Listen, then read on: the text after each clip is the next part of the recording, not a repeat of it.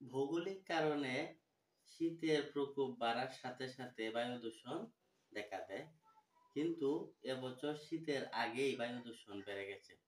রাজধানী ঢাকা সহ দেশের বিভিন্ন বড় শহরগুলোতে বায়ু দূষণ দেখা দিচ্ছে। বিখ্যাত প্রভাবশালী সাময়িকী দ্য ল্যান্ডসেটের তথ্য মতে বায়ু দূষণের ফলে ঘটা মৃত্যুর দিক থেকে বাংলাদেশ শীর্ষে।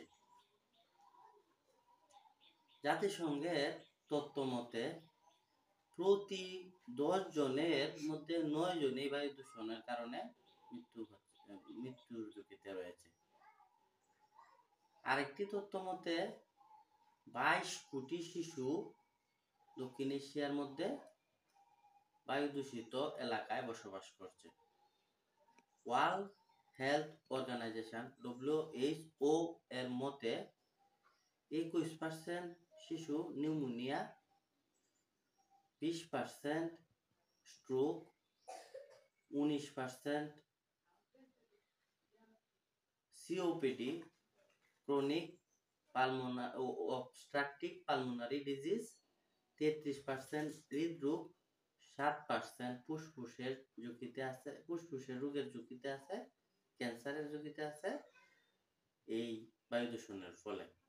এছাড়া কিছু মানসিক রোগ যেমন ডিমেনশিয়া, সিজোফ্রেনিয়া, পারকিনসন, বিষণ্ণতা এবং অটিজমের কিছু রোগ আছে যেগুলা বায়ু দূষণের ফলেই ঘটছে।